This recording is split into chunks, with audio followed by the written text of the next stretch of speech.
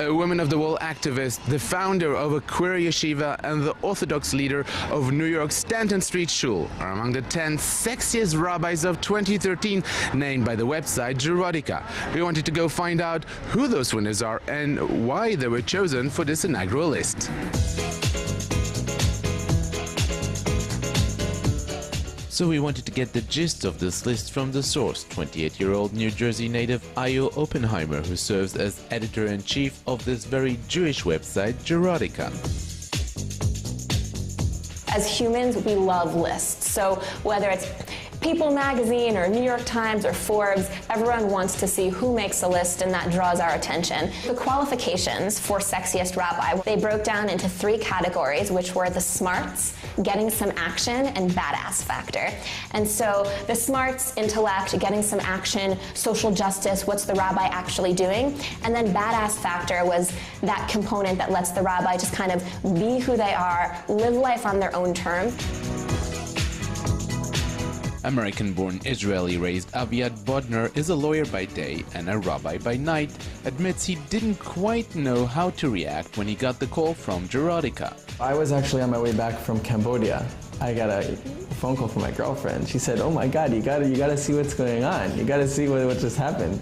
And I was in shock. And the second thing that happened was that my mom called, and she said, "What did you do? What did you do?" I was a bit worried in the beginning, you know. I was saying, wow, what are people gonna say? What's gonna happen? Is this gonna change?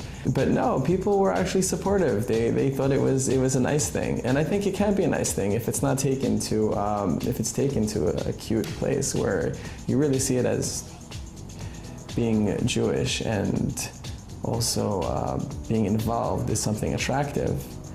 I think that that's a wonderful thing. I think that if it attracts people to Judaism and Torah, I think that that's wonderful. Activist Rabbi Susan Silverman is known to be outspoken when it comes to causes she believes in. She hopes that now through the list, people who never knew of her might now start to listen to what she has to say. Everyone just thought it was funny. I mean, I come from a very open-minded kind of love humor family, and so everybody just laughed and posted it on Facebook, and you know, we're just like proud the way they're proud about everything. Supportive and wonderful. Any publicity that I get within pretty wide parameters is good for the stuff that I really care about, and it gives me an opportunity to talk about the stuff that I really care about, because as a rabbi in Israel, I really want to change the face of the rabbinate here. What does it mean to be a rabbi? Does it mean that we're worried about the shape of the barikas because one is cheese and one is parv, and God forbid someone might think one is the other? Or are we thinking about the 60,000 refugees who are here, who are desperate and who need moral attention? For me, kashrut, all of the mitzvot, are meaningless if they are not building blocks for a just and compassionate society. As soon as they're ends in themselves, who needs them? I don't know this stuff so well, but my sister is a rabbi, and we had to ask what Susan's stand-up comedian kid sister, Sarah, thought of her big sister's new title. Did she crack up a joke on her expense? So not. I have 3 sisters, and they're just my heart. They're my heart.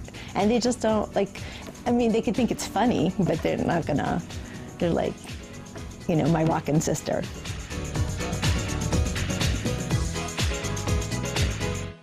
Oppenheimer claims that the 6 men and 4 women, who all but 3 are US-based, were chosen from a list of 150 nominees from around the world. For JN1, I'm Jacobsohn, outside the Jewrotica headquarters in Jerusalem.